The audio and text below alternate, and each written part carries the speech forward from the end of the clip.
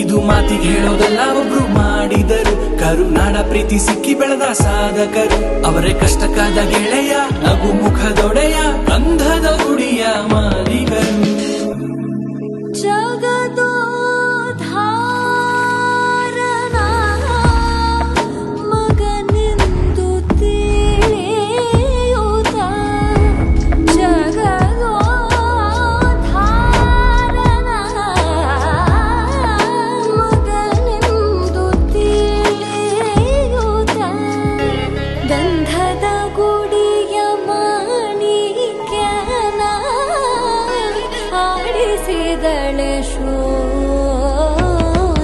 ಪ್ರತಿ ಊರಿನ ರಾಜ್ಯದ ರಾಷ್ಟ್ರದ ರಾಜನು ಇದ್ದರೆ ನಿನ್ನಂಗಿರಬೇಕು.